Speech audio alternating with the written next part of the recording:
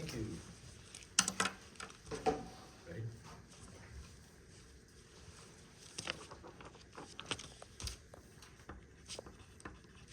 It is because we are on the side that best understands that polarization has no place in the political sphere why I'm so proud to propose today's motion. In my speech today, you can expect a few things. First off, I'll start with our framework, giving you just a brief observation, 2 key points of characterization, our stance and our burden, and then I'll be moving on to our first 2 substantive material. But first, a quick observation. Judge, because this is a believes motion, this means that the principles should be weighed heavily in today's round, and this is actually a very important thing in a world schools debate. But now let's move on to a couple key points of characterization. First off, starting off with what opinion polls are in the first place. These opinion polls look like anyone, not necessarily established organizations, conducting surveys regarding a certain candidate's conceived notions. This looks like people being asked about things such as if Biden is too old to function in office, or if the world's where you want least associated with a president. Note that officials of a political party or candidate can benefit from these results, but we think that these results shouldn't necessarily be publicized or be helpful to the public to the point at which the public should have knowledge of these political opinion polls. But also note that we're not against all political polls being off publications. We just think that opinion polls specifically are harmful to the political process. Now, when exactly do opinion polls arise? These opinion polls genuinely arise during the election season, where there's a ramp up of election opinion polls. But now moving on to our stance. We stand for a world in which people make decisions based on facts, and voter awareness and independence is upheld. Moving on to our burden. The side that wins today's debate is very simple. The side that wins today's debate is the side that best upholds democracy. But before I move on to my first substantive, I'll take a point if there are any. Seeing that there are none, I'll now move on to my first substantive on the principle of democracy. This argument serves to prove that opinion polls undermine voter independence and awareness, crucial factors in a successful democratic process. Now, what exactly is this principle? This is the ideal that democracy consists of well-informed, independent voters choosing the candidate that they think will best contribute to the running of the country. In the status quo, we see a hindrance on the voters due to opinion polls. These opinion polls always focus on a bias. That is the entire point of these opinion polls. However, this means that voters are now influenced by the biases of other people, pressuring their decisions to match that of others. But it seems side opposition disagrees. In the proposition world, do people not still watch the news and talk to their neighbors about the election? Right, people still do this in a side proposition world, right? This happens in both worlds. But the main difference between both worlds is that in an opposition world, what you're going to see is these large media channels having large amounts of audiences be able to single-handedly change the opinions of these voters to the point at which it makes a huge shift in the votes. But also, because it's on these large news channels where these opinion polls are being showed, it perpetuates a bias. But I'll move on to that in my second substantive. But now moving on, these opinion polls are especially bad for smaller parties and coalition-focused candidates because they're now unable to actually have a representation in these very popular polls. But in addition, most voters often rely on news sources that focus on these opinion polls rather than policies to politically inform themselves. A world focused on opinion polls rather than cold, hard politics and policies is inherently less informed. But why exactly does this matter? A world with less informed, heavily influenced voters is a world with a weaker democratic process. This is never a good thing, and opinions push heavily, exacerbating the problem. How exactly does proposition uniquely uphold this principle, however? We are the only side in today's debate which supports a world in which politics and personal opinion, rather than being enforced by a general opinion in the public, are the primary form of influence towards voters. This leads to a more informed, more equal democratic process, and therefore a more representative and effective government in which voters are able to make decisions based on what they see in the news and based on the cold, hard facts of policies. But before I move on to my second substantive on polarization, I'll take a point if there are any. How do we guarantee that the news is reflective of what is true? Okay, the thing is these news are taking opinion polls, right? This is stuff that is submitted by the citizens of a country. You can't guarantee that what the news publishes is going to be 100% the truth. I say that this actually harms the opposition side to the point at which these election and opinion polls could be heavily skewed towards news channels that do support political parties and aren't really centralized in a sense. But now I'll move on to our second substantive on polarization. This argument serves to prove that by publicizing election opinion polls that are already polarized in the already polarized sphere of politics, further polarizes this sphere of politics as a whole. Our first layer will talk about the distraction from the heart of elections. Oftentimes, election opinion polls are publicized on news channels such as Fox News, CNN, the Daily Mail, but there's two main problems here with publicizing these onto large-scale news channels such as these. One, these news channels only cover what sells. Whenever news broadcasting channels such as these cover a news event, or in this case, the election polls, they tend to cover topics that garner the most attention to their platforms. This looks like Fox News and CNN posting election opinions or polls and topics that may not hold relevance to the general election or to the general public, but are just used to garner more income or to garner more, things for their own personal benefit. But how exactly does this link to polarization and the democratic process? I say this because of the targeted nature of these polls. We have already characterized to you the skewed audiences of these news channels, such as Fox News, such as CNN, which have heavily skewed political parties' followings, right? This means that when a poll is publicized on their channels, there are oftentimes polls that portray negative views on their opposing political opponents or candidates, worsening relations between political parties and their supporters. This looks like Fox News posting, barraging a lot of attacks on President Biden with these opinion polls, saying what percentage of, just giving like certain opinion polls that are really detrimental to the other political party as a whole. Now, these both encourage party division and increase polarization by not only using buzzwords and large umbrella terms to garner more attention to their channels, but then also use this increased viewership to further impose biased views and garner more support in their political parties through these heavily skewed and extreme stances in their polls. These issues are then worsening the overall election turnout by doing one large thing, and that is shifting voters based on opinions, right? We have already given to you this point on having an objective decision, right? On being able to decide what you want to decide on the elections based on the facts that you've seen in the news. When these election opinion polls are publicized, viewers are now more enticed to shift their voter decision, to shift what they believe on the politics based on the opinions from other people, rather than the objective nature of policymakers and the policies that they want to enact, as well as past actions and goals that these candidates want to put in, right? What you're going to see in the side proposition world is you're going to see more voters being more well informed of the policies and decisions that these policymakers and these political candidates want to impose, as opposed to an opposition world where these opinion-led things are actually giving voters the fear of missing out on the larger opinion or the fear of having their vote count for nothing. Now moving on to our second layer on echo chambers. In the status quo, for the average individual, they tend to see more political content for the party of which they're a part of, with things such as opinion polls, which are formulated as a means of baiting oppressing views into having a negative or positive connotation with a certain party. More echo chambers are now perpetuated. Asking targeted questions to provoke outrage does just that, provokes outrage. Creating outrage and extremist views and opinions, which are entirely provoked by these questions in the polls themselves, only further what the already exacerbated divide between the two parties. But what exactly are the impacts of this polarization? What you're going to see is a more dysfunctional country of citizens being unable to actually make a decision on who can best run the country based on the policies and decisions that these political candidates want to make, but rather make decisions based on what they think, based on like the large general consensus and population, and based on opinions that don't hold any relevance or ground in the true democracy. Thank you. Okay, thank you, first proposition. Now the first opposition.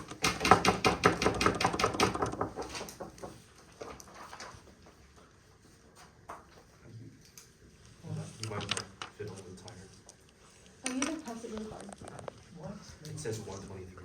I'm sorry. Maybe. Just use the software.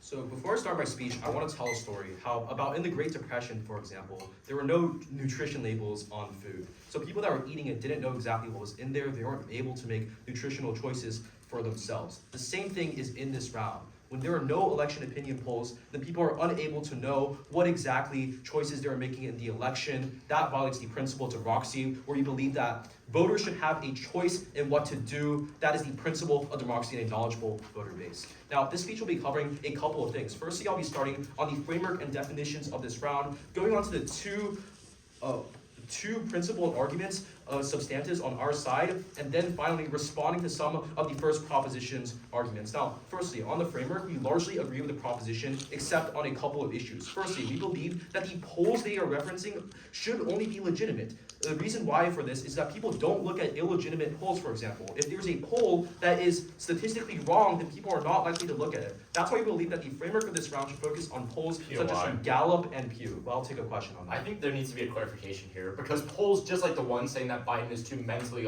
ill to be in office, are the exact ones that are being displayed in masses on news channels. You need to engage with that.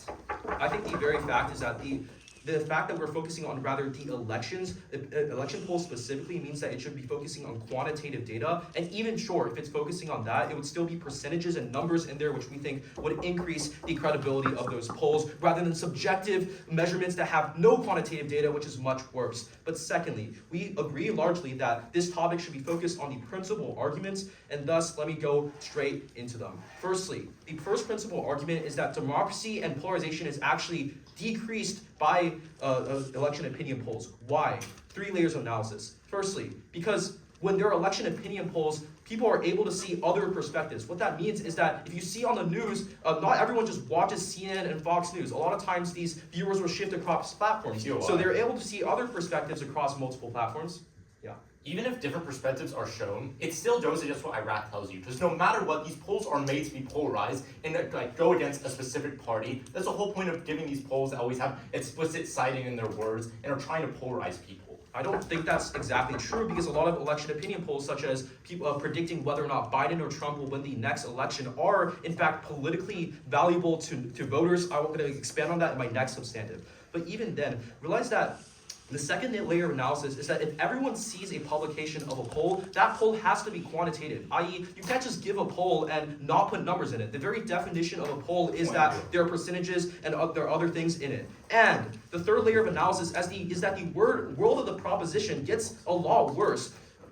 The polls, a lot of the issues that they brought up were not the problems with polls specifically, but rather political echo chambers and news. The proposition has to engage with the fact that those things will still exist even in the world of no election opinion polls. We would argue these are a lot worse because there's no quantification of what is actually happening. There's no way for people to escape their echo chambers. But I'll take a question on that. It was never our burden as the proposition to go against news because that's not what's defined in today's motion. This House believes that the publication of election opinion polls does more harm than good. We're proving that to you. On those grounds, we're still fulfilling our burden. Well, I explained to you how in your world it's actually worse because there's no objective measure. People are still going to have opinions. The only difference is that there's no polls now, which leads to more polarization, worse things. But then, the impact of this argument is rather that when there is more polarization, that means that the country moves further apart. We are less able to agree on issues. If anything, I would argue that implementing on the side of the opposition, we get less polarization. That is why in the world right now, for example, Biden was able to pass multiple bipartisan bills through Congress. This was largely inspired,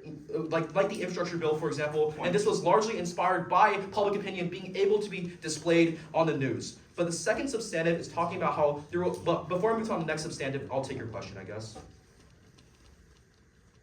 Oh, sorry. I'm a bit confused here because you say that there's more agreement on issues, but how does that come whenever you have people looking at disagreement on issues in polls? I think that my point, right, is rather that polls don't people disagreeing with each other is not the effect of polls. The only effect of polls is whether we have a quantitative or qualitative measurement. It's better to have a quantitative one. But my second principle is rather that we will increase the integrity of elections. Why? Because there's huge problems with transparency in elections right now. We can see this from stuff such as January 6th, all these other things that are causing people to become have decreased voter trust, decreased voter turnout. But the opposition actually makes this better. 4 layers of analysis. 4 layers of analysis. A, because we check back against voter fraud. If, for example, the reason why people were able to tell if an election result is false is because if they compare the polls before, and if there's a wide discrepancy with what happened after the election, for example, 60% of people said they were going to turn out for this candidate, but rather that candidate got 55% of the votes, people were able to see the discrepancy and rather notice that these politics are not transparent. That's what informs democratic action.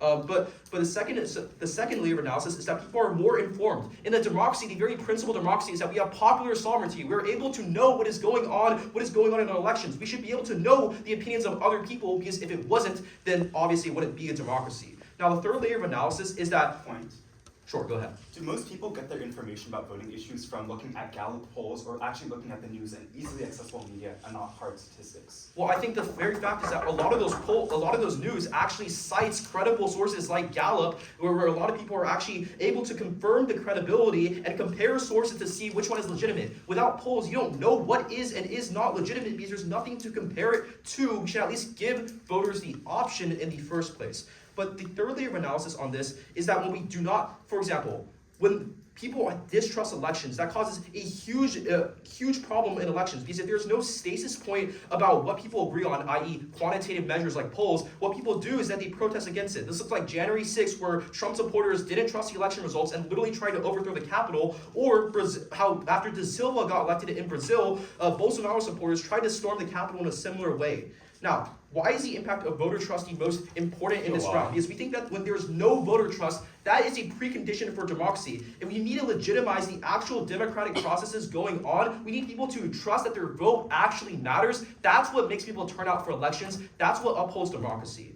But let me respond to a lot of the assumptions in the first proposition. Now, a lot of the problems is that so many of the problems they bring up are not related directly to polls, but rather to things such as social media and news existing. Now, they might say that it might be better in their world, but the very fact of the matter is that how are we going to solve social media echo chambers, for example? People are still, the alternative to polls is rather people create subjective measurements of what opinions are there, which means that they're not able to see how many people actually disagree with them. At least in a poll, you're able to see this percent agree, this percent disagree. When there's no dichotomy there, then people are unable to compare perspectives. That leads them deeper into the social media echo chambers on Twitter, or deeper into Fox News, for example, because they are unable to see and even consider that there was someone else that would disagree with them.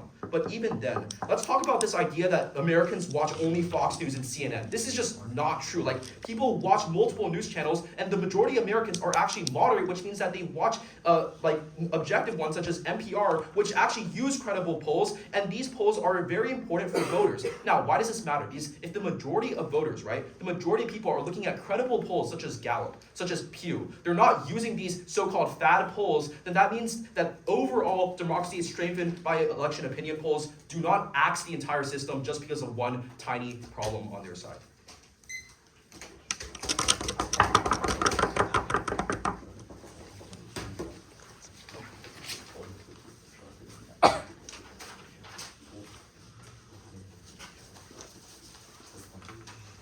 Okay, thank you. First opposition. We now welcome second proposition. Here it is.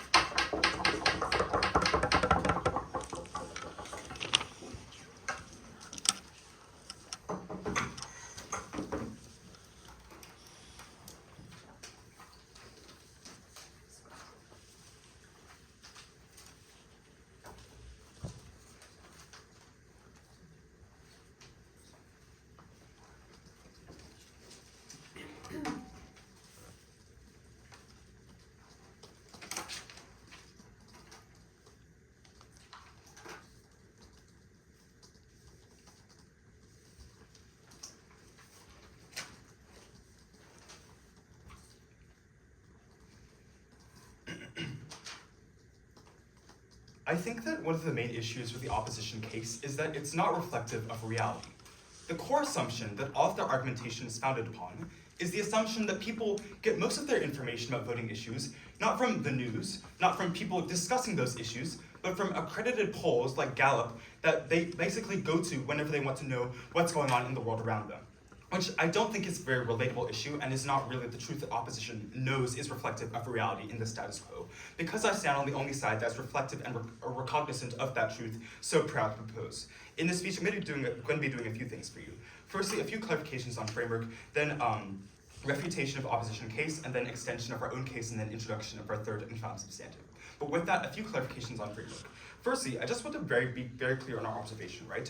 Firstly, on topicality, because the motion, as I already told you in my POI, is not about news. As such, it isn't our burden to say that we oppose the institution of media and news. Rather, we're supposed to support or tell you why these opinion polls in the first place have done more harm than good.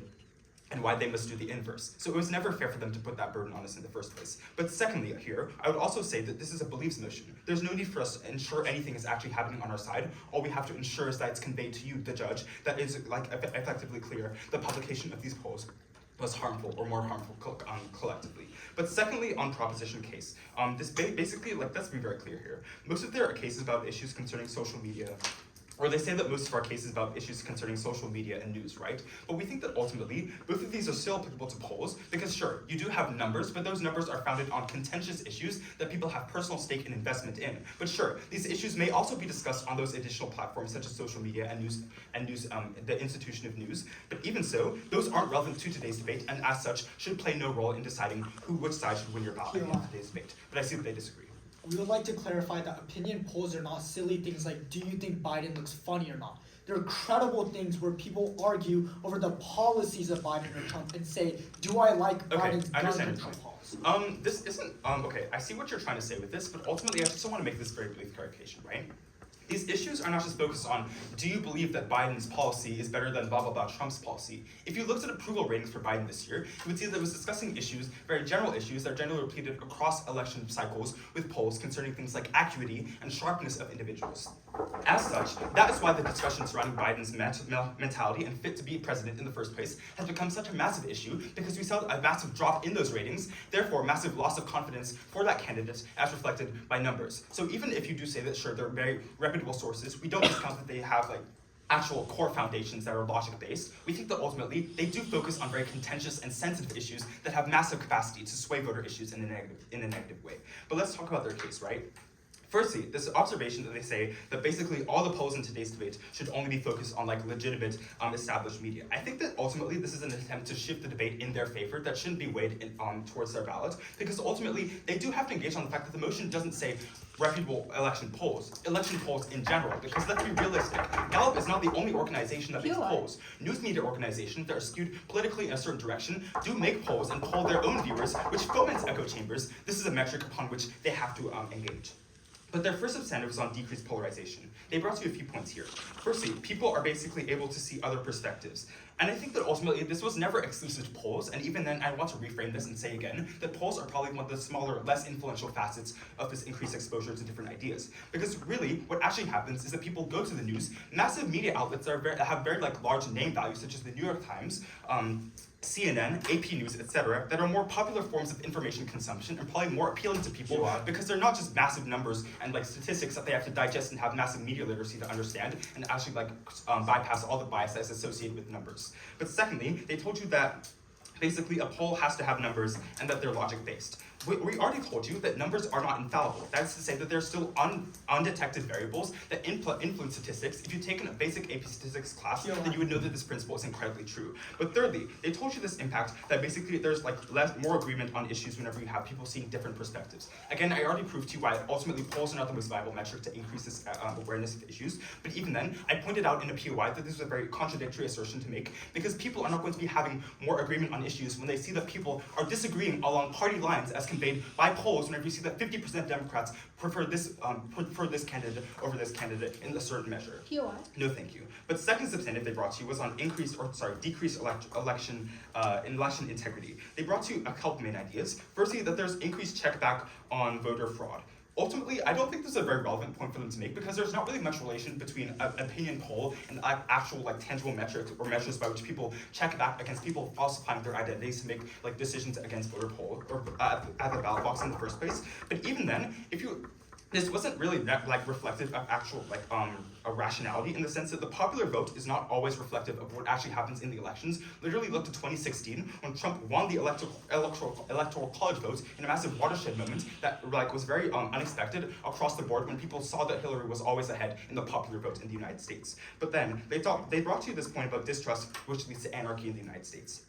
And they cite these examples of January 6th and Bolsonaro, but I just want to briefly point out that January 6th literally occurred in a world with the publication of poll results with a maximized polarization that has happened and been facilitated by those measures. But even then, they never give you any warranting proving why this increased polarization happens whenever you have these publicized election results. We already proved to you why ultimately this wasn't true. I'm going to get into that in my extensions right now. We gave to you a couple substantives here. First, it was on democracy. The bottom line was that ultimately you undermine voter awareness and independence whenever you impose ideas of others upon individuals. Whenever you have people looking at these polls, you see they're more inclined to skew in favor of the majority, or not even the majority, but party lines. Whenever they see that other people are voting this way, it's basic human tendency to go with the majority, or rather with the ideology with which they align. But the second substantive we brought to you was an idea of polarization. Basically, the news is incentivized to cover what sells and gets attention. They never engage on this foundational point. As such, it still stands that polls are still skewed media because, again, they're not just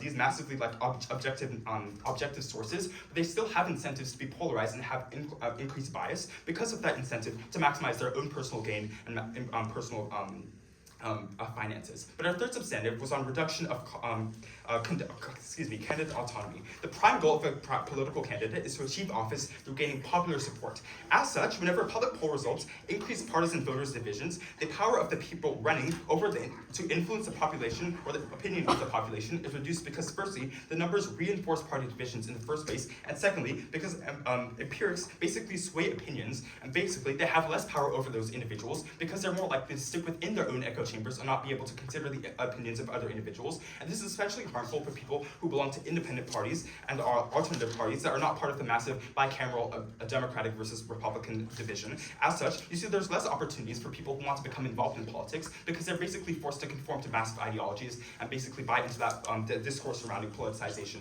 and increased discussion of opinions. But the reason why this is also terminally detrimental was because basically you see the stunting of change in the United States and other democratic nations around the world. Because you basically see that people are not focusing on what needs to be discussed about, but rather accessory things that are not essential to the prioritization of actual equitable policy for individuals and preservation of improved quality of life for people within a country. For all those grounds, so proud to propose.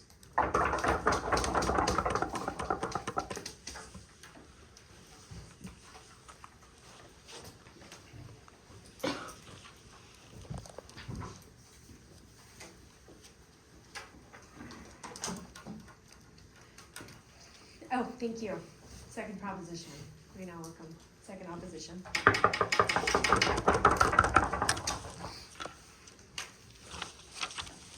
Ready? Yes. My opponent's ready. In this speech, I will first recap our first and second substantive arguments and address some of the concerns they have, then present our third and final substantive argument, and finally, I will go over their substantive arguments and paint you a picture of what the proposition and opposition worlds look like. First, our original and first substantive argument is simply that election opinion polls guarantee and stabilize elections.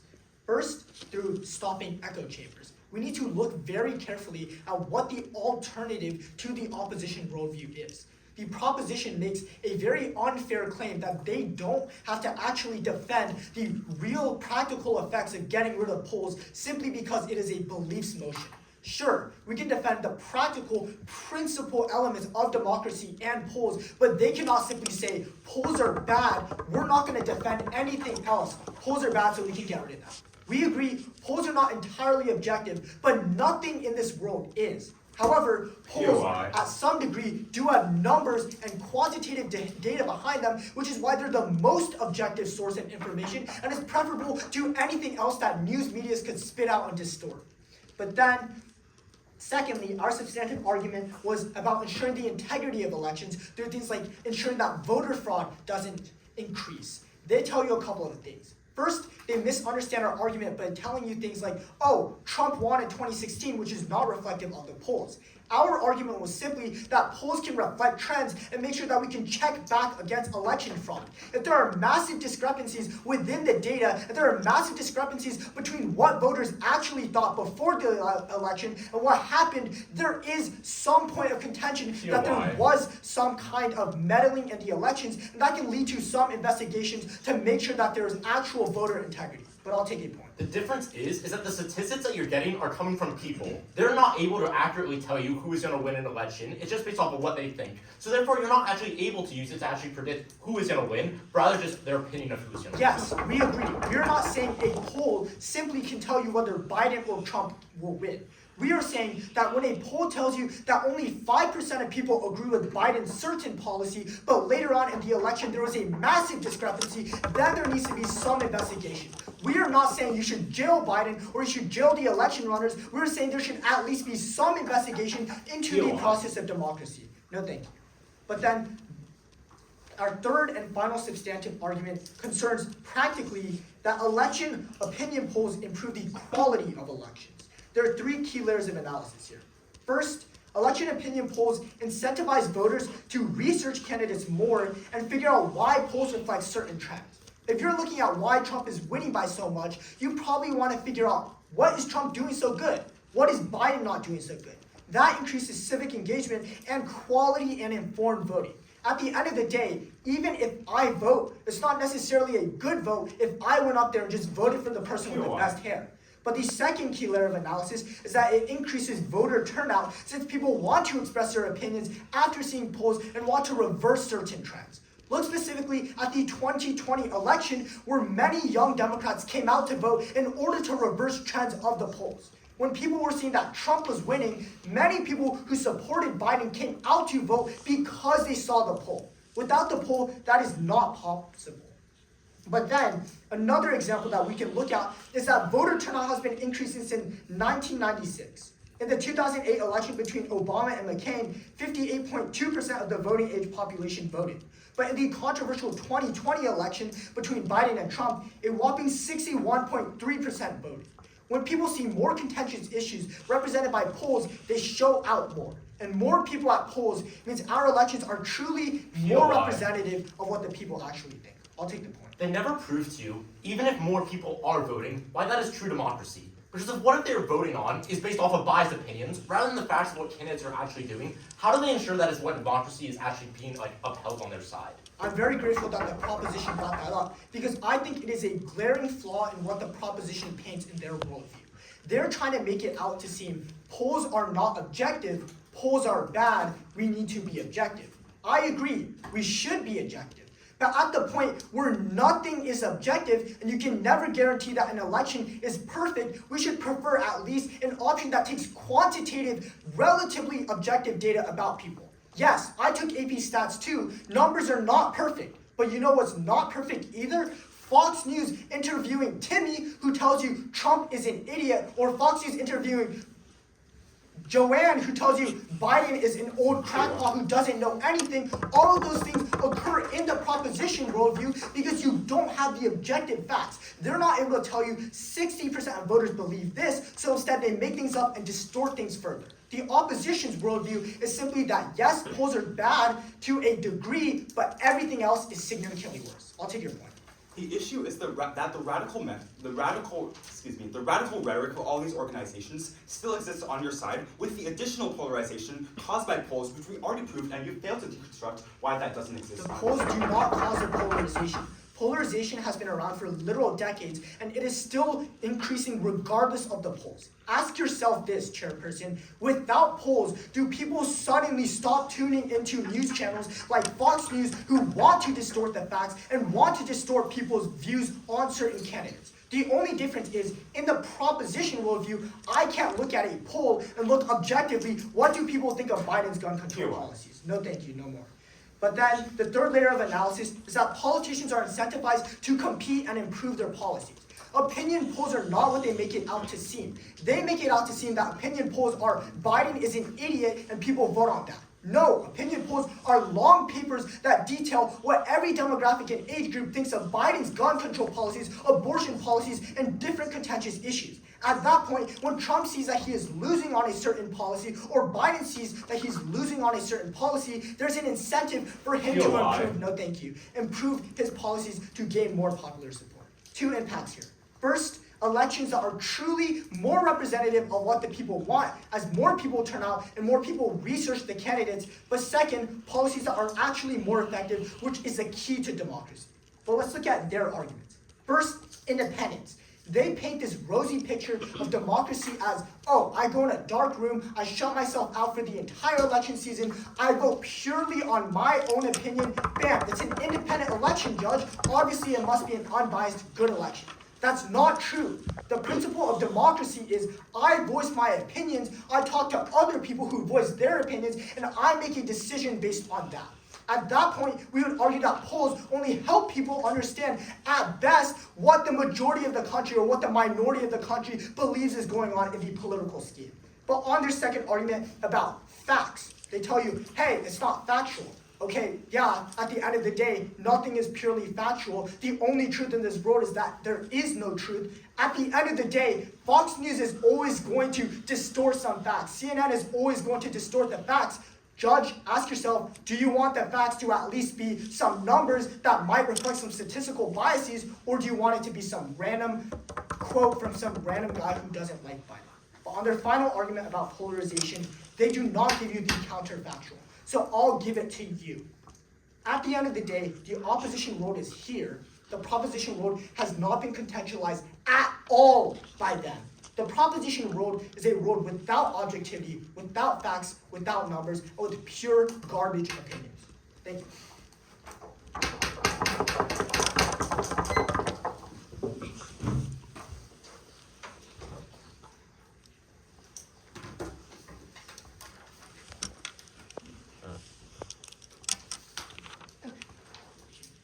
Thank you. Second opposition. We now welcome third opposition.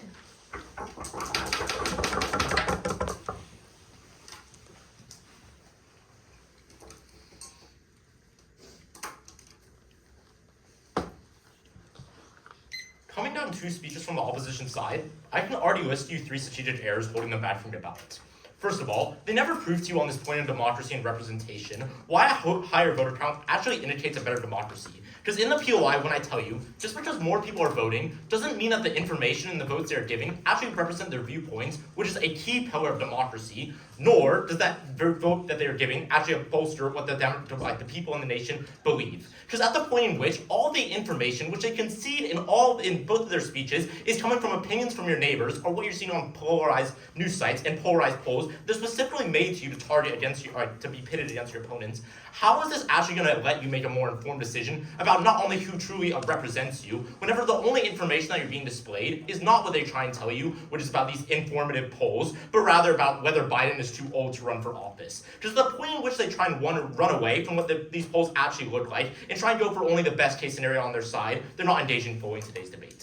But second of all, in their second opposition speech, in the last minute, they literally concede to you that polarization is rising in the status quo, but they never tell you why this is. I'll make this extremely clear. Because at the end of the day, when the only information you are fed on news channels and by media is polls that are pitting you against your opponent because they're only showing one side of the argument and they're not showing true facts on how you can represent yourself, that is why they are rising in your status quo. But thirdly, on the third strategic error, we never get any true refutation onto our third substantive that Jonathan just gave you in his second proposition.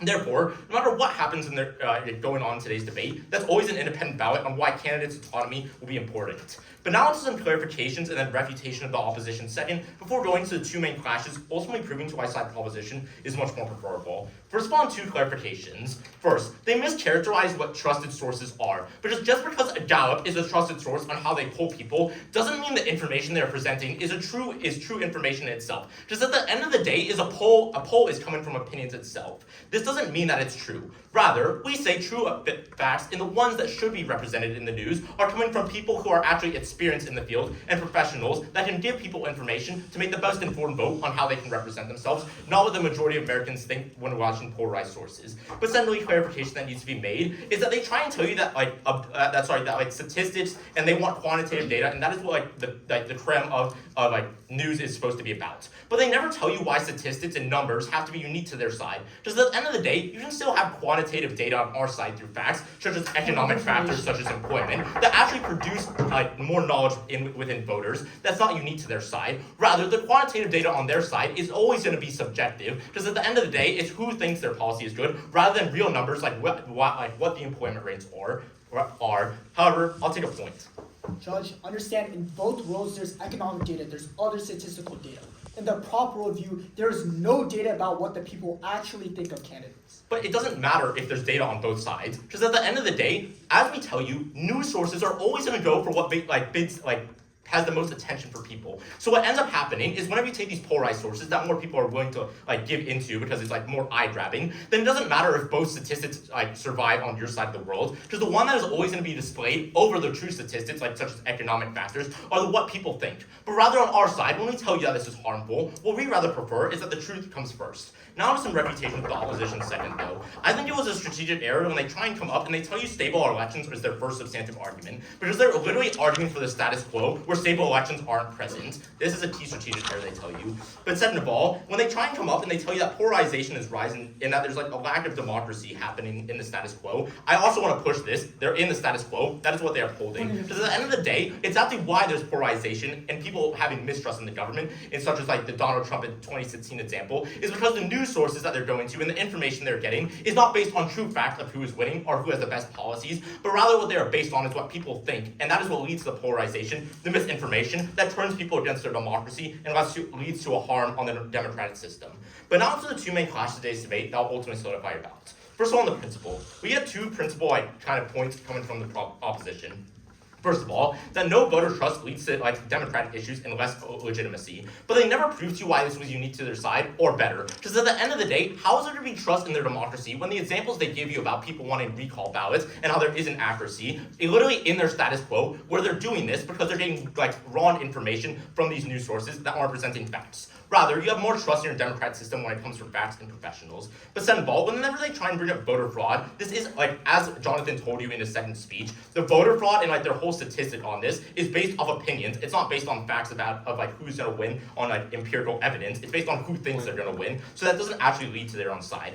However, what principle is going to be upheld at the end of today's debate, and which one should you vote on? It's going to be the principle of democracy that we deliver you in the Prop 1 that Iraq gives you, which, let me tell you a couple things. First of all, we tell you voter knowledge is one of the most key things to upholding the pillars of democracy. Because at the end of today's debate, even if they have a higher voting percentage on their side, it's not true representation at the point in which the information they're voting on is not true. It's based on opinions that are subjective. At the end of today's debate, you're going to be voting for the side that upholds democracy, as we gave you this burden in the 1, and that's why our principle is always going to be upheld better. But this is true literally in the status quo, to the point in which we are literally just arguing about how the Biden election in this year is just based off of Biden's ability to have cognitive ability that literally proves to you why the status quo with these polls just turn elections polarized and away from the facts and rather just on what people think about candidates. Rather, we tell you it's a more preferable world where instead of focusing on the opinion of his cognitive decline, we focus on the facts of his policies and the facts of his opponents, and that's where you should be voting, because that's what the upholding democracy is all about.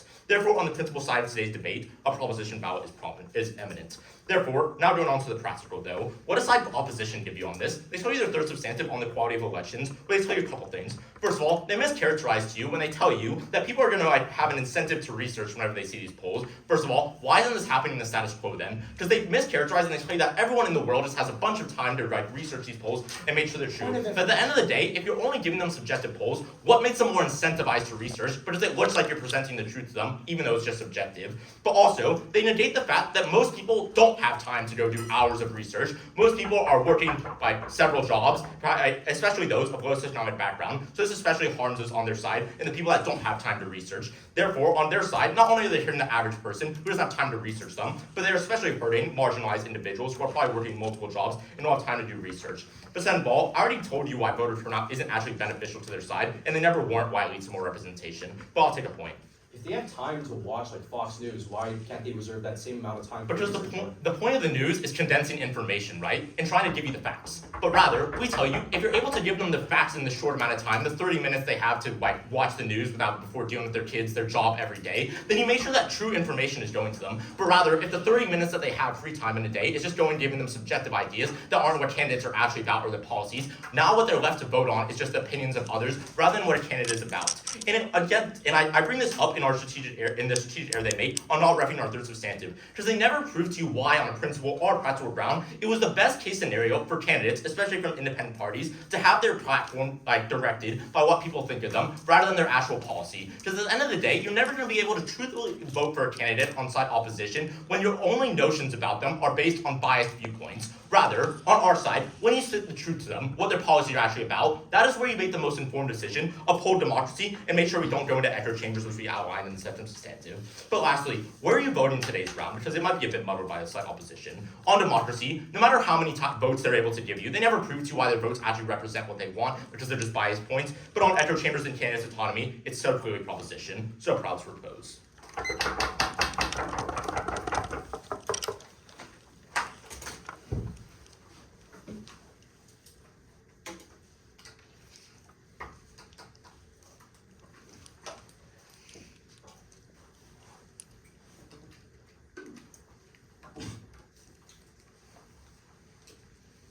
Alright. Is my judge ready? And my opponents? Okay. Side proposition characterizes the opposition as a side that doesn't go based on fact. They talk about how we don't understand what the truth is and how polls aren't true and to pursue truth through their methods. However, let's point out that number one, they don't contextualize what truth is. They talk about how truth is searching for who has the best policies, who is doing the most campaigning, who is doing the best things. However, realize that everything they talk about is subjective. Here's what is true. Politics itself is subjective. Whether a policy is the best policy out of all the candidates is still subjective. No matter what metric you're looking for, we would argue that subjectivity is always going to exist in politics. What matters is what method is we are delivering this information to the citizens of the country. So that being said, first I'm going to be going down the strategic errors that they point out in their last speech before going on to their strategic errors that they've made throughout the round, and then going step to step down all the arguments and explaining why we're winning the clash. Not right now.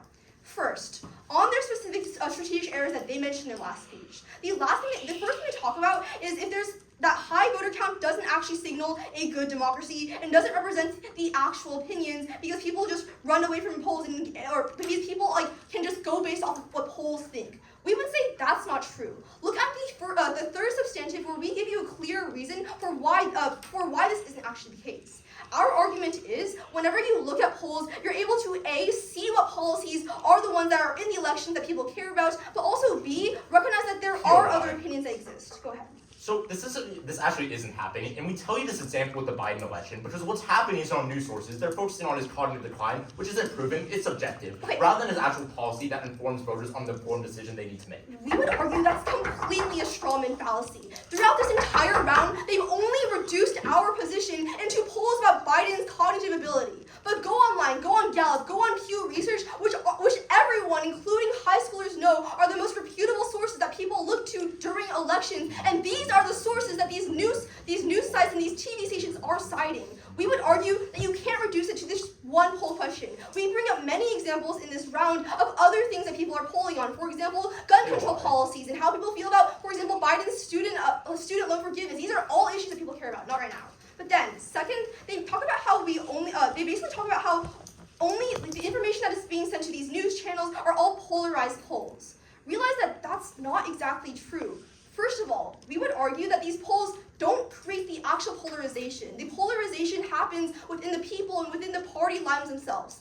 Think about the opposite worlds. In a world where you don't have polls, does polarization suddenly go away? Do these opinions and these party lines suddenly not exist? We would argue that's not true. They bring up a really good point. Not right now. They bring up a really good point about how news stations are posting all these polls and all these things about cognitive ability because it's the most sensational. It's what draws the most attention.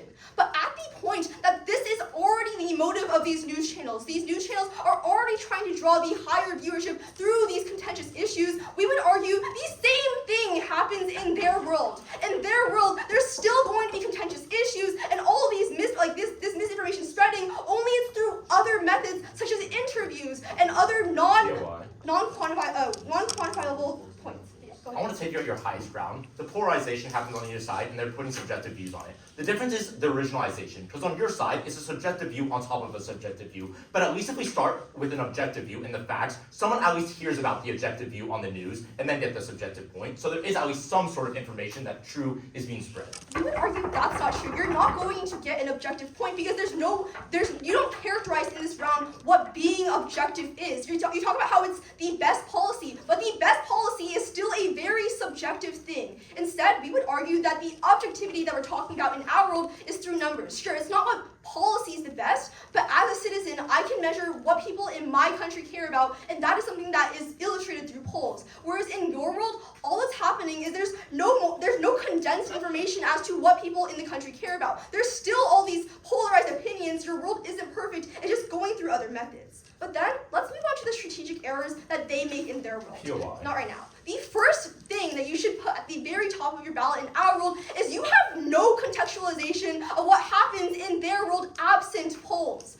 Realize that in this round, throughout all 8-minute speeches, they have not provided any example of what a world without polls would be like. Throughout every single speech in our world, we've illustrated how polarization still exists, and those are the exact words that should be emphasized in this round because the problems they're talking about aren't relevant to whether this motion is passed or failed. It happens either way. We think that we provide a better solution through actual quantifiable evidence because you can see the views that are happening, whereas we would argue in their world, if you don't have these polls, people will more likely go into their own their separated cliques where Democrats are only talking to Democrats and they're in social media, Republicans are only talking to Republicans, which leads to more echo chambers. That doesn't go away in their world. But second, not right now, we would like to reiterate that there's still mischaracterization of truth in their world. Remember that they don't provide what truth is. They talk about how they want to provide the most truth facts. They want to provide the most objectivity, but that doesn't happen in their world. That isn't something that you should be voting on in your ballot. But third, we would say that there's a severe mischaracterization of news sources in their world. They talk a lot about how news sources are heavily, right now, they're publishing heavily skewed polls, and how for some reason after we don't have polls, this polarization and this fake news isn't going to happen. But remember, these news sources are profit-driven. They want the most sensationalist news to be posted on their site. Not right now. It's still going to happen in their world. But then, let's go step to step through the main points of clash and explain why the opposition is ahead of H. First, let's start off on the idea of polarization, which has proven to be a very contentious issue. They argue that right now nothing is based on truth, the elections are really bad right now, and polarization is only further increasing. But let's look at the facts of what's happening in our country.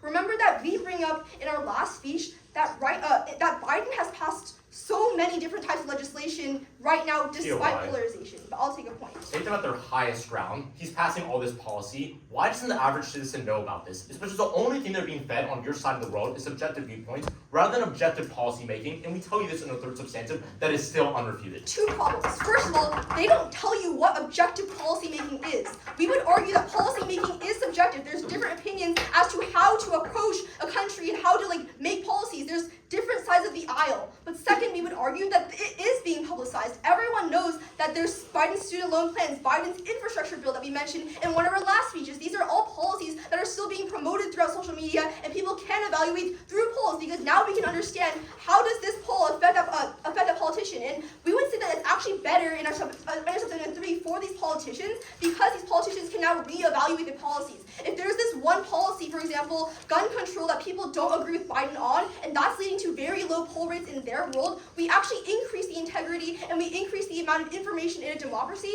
because these politicians now have an incentive to actually improve and try to compete with other politicians because they have a measure of how people perceive them, which we say ultimately is better for democracy. But second, on this issue of democracy, they try to talk about how not every American is experienced and we should let the people who are most experienced decide the future of our country. We would heavily disagree on that fact. We would say not every single person in America is a historian. In the past, there's always been we would say that actively discluding people who aren't fully experienced in everything is probably a bad thing. Every single American should have a say regardless of literacy because they are an American, we are a democracy, and that in the past has only been used to excuse things like literacy polls. Thank you, third opposition. Now welcome opposition reply.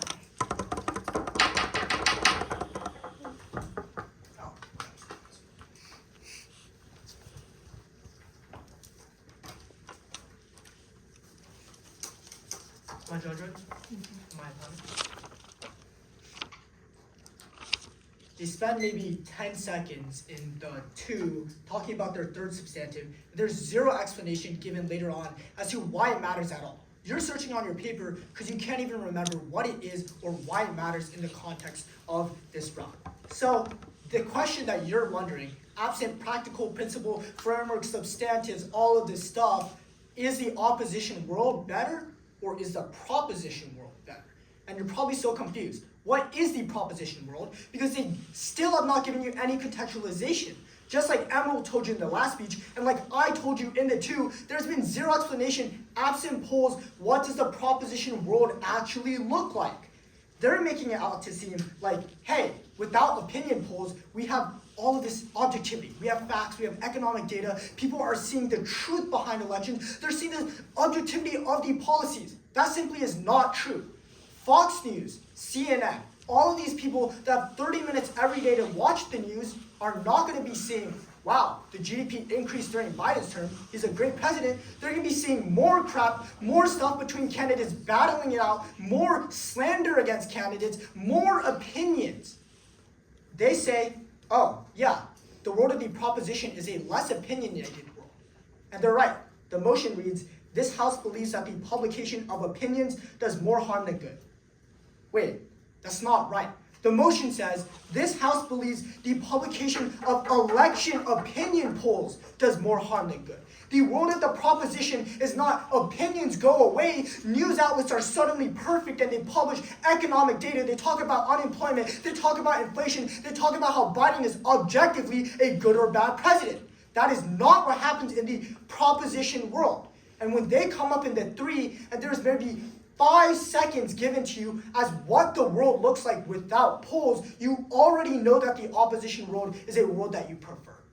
The reply is way too late for them to come up and clarify, this is what the proposition world looks like. It looks like this and this and this and this. That should have been there from the one and has never been present. So I'll tell you what it looks like. The proposition world is a world in which the very little objectivity we have left goes away. Right now, at the very least, we know news outlets always want to talk opinion. They always want to distort the facts in the op and in the prop. But at least in the world of the opposition, there's facts underlying those opinions. When we're looking at whether people like Biden's abortion policy, we're not asking 3 guys to come on and get called by Fox News. We're asking a swath of people through a statistically significant test to evaluate whether or not it's actually relevant to the election. And one final strategic mistake that the proposition makes, besides, of course, not characterizing what the world looks like at all, is this ridiculous strawmanning of the entire debate. How many times have you heard the proposition bring up Biden's mental acuity being the only thing in polls? The proposition is telling you, yeah, Fox News, CNN, NPR News, ABC, all of these different news channels just show their viewers day after day the polls about Biden's brain and how it's slowly dying out. That is not the truth. The truth is, every single news channel, every single viewer is seeing a bunch of different polls, such as how Biden's inflation policies have been, how Biden's gun control policies have been, how people think Trump's stance on abortion is. So the key question that you ask that implicates your ballot is the proposition world actually preferable to the opposition world? We're taking them at their highest ground. Yes, polls at the end of the day are somewhat subjective. They're based off opinion after all. But do you want opinion that's based on fact, or do you want something that you don't know? Like, what is that? What is the proposition?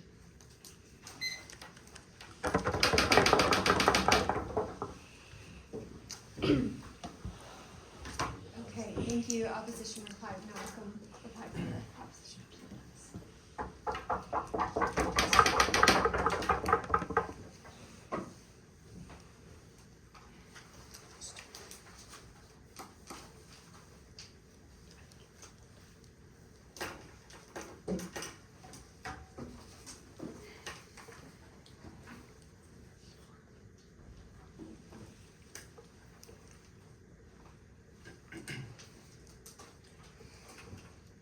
I think that the opposition third incorrectly identified the core of the debate as a discourse about truth. The questions of what is true and what isn't shouldn't be what weigh on your ballot, because we were incredibly clear down the bench. An opinion is not and will never be objective. It was never enough for them to hide behind the curtain of numbers and claim that because opinion polls have statistics and have percentages, they are objective and factual. It's literally in the name, opinion polls. They had to engage with this nuance. Because they failed to do so, they cost themselves the ballot, and I'm so proud to propose today's debate. A few things just for you in this speech. Just been going to be going over how the round played out, giving you some key voters in favor of side proposition, and proving to you why ultimately the principle outweighs always in favor of side government. But with that, let's get into it, right? Opposition's main push on strategy was that we have no world, that you have nothing to vote for. But let's look at the motion. This House regrets the publication of election opinion polls. Sorry, but no, that's correct. Incorrect. This House believes that the publication of election opinion polls does more harm than good. As such, the uncontested burden we gave to it first was that the winning side best protects the integrity of democracy and etc. It was our burden in today's debate to basically prove to you why these harms outweigh these benefits. We never had to give you a picture of a world where these polls never existed, but even then, I think we were pretty charitable in proving to you why ultimately these polls existing on their side, in addition to all the media and stuff that they posed would be worse on our side, but we already proved weren't true, basically lead to a much less preferable world on their side. But even then, let's continue. Because their model was always very questionable. There were two core assumptions here that were very incorrect. First, the assumption that people have the time and media literacy to investigate statistics on people's opinions, again, not objective facts. But secondly, the assumption that people have that level of investment, because let's look at the status quo.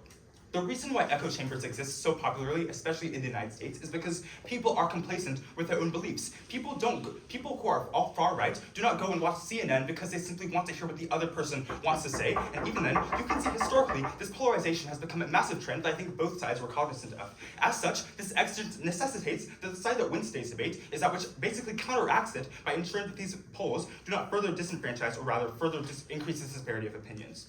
But even then, it was never ultimately clear why at the end of today's debate, their side increases awareness and agreement with other opinions when people are still seeing disagreements in opinions, not on discourses about certain facts. But even then, the principle was the most important in today's debate because the bottom line was that you always vote a side proposition because we're not opinion-based, or rather the debate was not about being based on opinions versus facts, but instead on opinions based on other opinions.